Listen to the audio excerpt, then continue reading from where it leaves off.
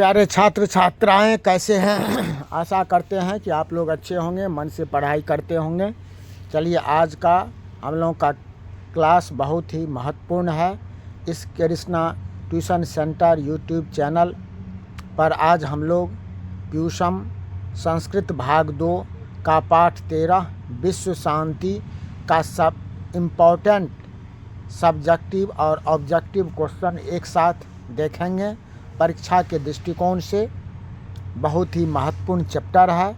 आइए आज इसका सर्वप्रथम हम लोग वस्तुनिष्ठ प्रश्न को देखेंगे।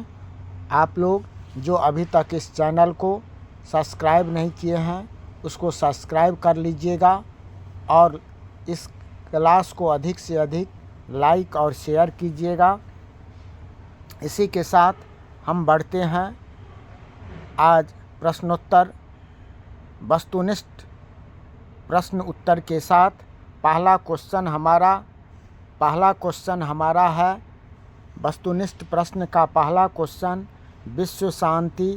विश्व शांति पाठ में किस वातावरण का चित्रण किया गया है। विश्व शांति पाठ में किस वातावरण का चित्रण किया गया है। और शांति, देशभक्ति, वैज्ञानिक, तो सही जवाब हमारा और शांति होगा। किसका चित्रण किया गया है? और शांति का। देश के बीच झगड़ों को शांत करने के लिए कौन सा संस्था है? राष्ट्र संघ, संयुक्त राष्ट्र संघ, उच्च न्यायालय, सर्वोच्च न्यायालय। तो हमारा सही जवाब होगा संयुक्त राष्ट्र संघ। बी नंबर का सही जवाब होगा। दुख का विषय क्या है? अशांति, शांति, सार्वभौमिक अशांति, सार्वभौमिक शांति। ये सार्वभौमिक शांति। असहिष्णुता को कौन पैदा करता है? स्वार्थ, परमार्थ, द्वेष, प्रसन्नता। द्वेष पैदा करता है।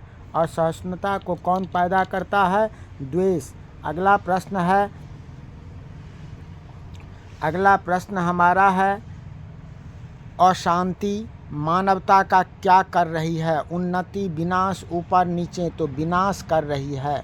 क्या कर रही है? विनाश सही जवाब होगा। किसके बिना ज्ञान भार स्वरूप है? शास्त्र, विवेक, व्यवहार, पुस्तक। तो व्यवहार के बिना ज्ञान भार स्वरूप है। क्रिया के बिना क्या भार है? क्रिया के बिना ज्ञान भार है। क्रिया के बिना ज्ञान भार है। विश्व शांति का कौन सा काल माना जाता है? सूर्योदय, सूर्यास्त, रात्रि। विश्व शांति का सूर्योदय काल माना जाता है। बैर को कौन बढ़ाता है? अवैर, बैर, स्वार्थ, परमार्थ। स्वार्थ बढ़ाता है। बैर को स्वार्थ बढ़ाता है। मानवता के विनाश का भय किससे है? शस्त्र, अस्त्र। ए और बी दोनों शस्त्र से है। मानवता का भय शस्त्र से है। अनेक राज्यों में परस्पर क्या चल रही है? शीत युद्ध चल रही है। डी नंबर का हमारा सही जवाब होगा। नहीं, शीत युद्ध चल रही है। शीत युद्ध चल रही है। क्या चल रही है? शीत युद्ध। ठीक है। अगला प्रश्न है हमारा क्या बलपूर्वक निवारणीय है? स्वार्थोपदेश। डी नंबर का सही जवाब होगा। भारतीय दर्शन का मूल तत्व किसे माना जाता है? शांति को। मूल तत्व शांति को। अशांति सागर के तटों के बीच कौन स्थित है? संसार। कौन स्थित है? संसार सही जवाब होगा। उदार चरित्र वाले क्या मानते हैं? नहीं, अंग निजा परो बेटी वसुधैव कुटुम्बकम मानते हैं। वसुधैव कुटुम्बकम। पूरा पृथ्वी जो है अपना परिवार मानता है। सी नंबर का हमारा सही जवाब होगा। इसी के साथ अब विश्व शांति पाठ का हम सब्जेक्टिव क्वेश्चन देखेंगे, सब्जेक्टिव प्रश्न देखेंगे। जो विश्व शांति पाठ का मुख्य उद्देश्य क्या है? विश्व शांति पाठ का मुख्य उद्देश्य क्या है? विश्व शांति शब्द का शाब्दिक अर्थ विश्व की शांति है। आज सभी जगह ईर्ष्या, द्वेष, असहिष्णुता, अविश्वास, असंतोष आदि जैसे दुर्गुण विद्यमान है। ये दुर्गुण जहाँ विद्यमान नहीं है वहाँ शांति की कल्पना कैसे की जा सकती है? शांति भारतीय दर्शन का मूल तत्व है। यह शांति धर्म मूलक है। धर्मो रक्षिता ऐसा प्राचीन संदेश विश्व का अस्तित्व और रक्षा के लिए प्रेरित है। इस पाठ का मुख्य उद्देश्य व्यक्ति, समाज और राष्ट्रों को आपसी द्वेष, असंतोष आदि से दूर कर शांति, सहिष्णुता का पाठ पढ़ाना है। अगला प्रश्न है हमारा, अशांति के प्रमुख कारण क्या हैं? अशांति के प्रमुख कारण क्या हैं तथा इनका निदान क्या है? अशांति का प्रमुख कारण द्वेष और असहिष्णुता है। आज हर देश दूसरे देश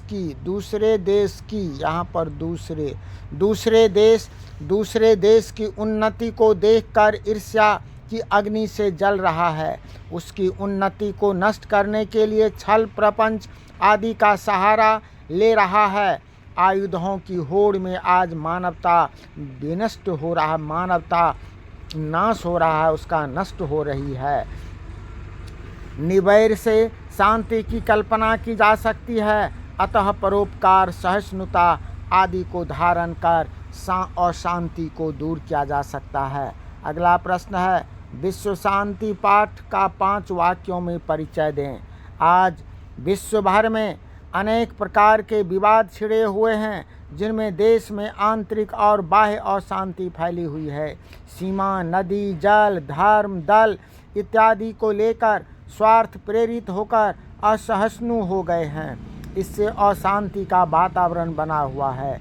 इस समस्या को उठाकर इसके निवारण के लिए इस पाठ में वर्तमान स्थिति का निरूपण किया गया है। अगला प्रश्न है, वर्तमान में विश्व की स्थिति का वर्णन करें। उत्तर हमारा होगा, वर्तमान में प्रायः विश्व के सभी देशों में अशांति और कलह छाए हुए हैं। कुछ देशों में आंतरिक समस्याएं हैं तो कुछ देशों में परस्पर शीत युद्ध चल रहा है। संपूर्ण संसार में अशांति के कारण मानवता का विनाश हो रहा है। विध्वंसकारी अस्त्रों द्वारा मानवता के विनाश का भय सर्वत्र सभी जगह व्याप्त है। अशांति के मूल कारण क्या हैं? बहुत ही इम्पोर्टेंट क्वेश्चन है। अशांति के मूल कारण क्या है? वास्तव में अशांति के 2 मूल कारण है, द्वेष और असहिष्णुता। एक देश दूसरे देश की उन्नति देख जलते हैं और इससे असहिष्णुता पैदा होती है। ये दोनों दोष आपसी बैर और अशांति के मूल कारण हैं। अगला प्रश्न है हमारा, जो संसार में अशांति कैसे नष्ट हो सकती है अथवा विश्व अशांति के क्या कारण हैं? अशांति के मूल 2 कारण हैं। मूल कारण है द्वेष और असहिष्णुता। स्वार्थ से यह अशांति बढ़ती है। इस अशांति को बैर से नहीं रोका जा सकता है। करुणा और मित्रता से ही बैर को नष्ट किया जा सकता है और शांति लाई जा सकती है। विश्व शांति के लिए हमें क्या करना चाहिए? उत्तर हमारा क्या होगा? उत्तर होगा हमारा, केवल उपदेश से विश्व में शांति नहीं होगी। हमें उपदेशों के अनुसार आचरण करना होगा। हम लोग जानते हैं क्रिया के बिना अर्थात व्यवहार के बिना ज्ञान भार स्वरूप है। बैर कभी भी बैर से शांत नहीं होता है। हमें निवैर होकर दया, परोपकार, सहिष्णुता और मित्रता का भाव दूसरों के प्रति रखनी होगी, तभी विश्व शांति हो सकती है। अगला प्रश्न, विश्व में शांति स्थापित कैसे हो सकती है? विश्व में शांति का आधार एकमात्र परोपकार है। परोपकार की भावना मानवीय गुण है। परोपकार की भावना मानवीय गुण है। संकट काल में सहयोग की भावना रखना ही लक्ष्य हो, तभी हम निवैर, सहिष्णुता और परोपकार से शांति स्थापित कर सकते हैं। अगला प्रश्न है, विश्व शांति पाठ के आधार पर भारतीय दर्शन का मूल तत्व बताएं। भारतीय दर्शन का मूल तत्व शांति है। भारतीय दर्शन का मूल तत्व शांति है, इसमें संदेह नहीं, क्योंकि धर्म का आधार भी शांति ही है। इसी भाव से विश्व की रक्षा तथा कल्याण संभव है। इसीलिए हमें जन जागरण द्वारा सहिष्णुता, परोपकार और निर्वैर के महत्व पर प्रकाश डालना चाहिए।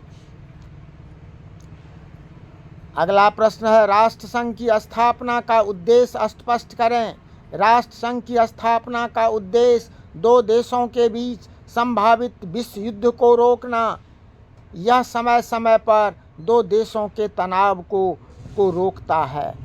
अगला और अंतिम प्रश्न, विश्व शांति का सूर्योदय कब होता है? जब संकट काल में फंसे एक देश दूसरे देश की मदद करते हैं तथा राहत सामग्री भेजते हैं तो विश्व शांति का सूर्योदय होता है और इसी काल को सूर्योदय काल कहा जाता है।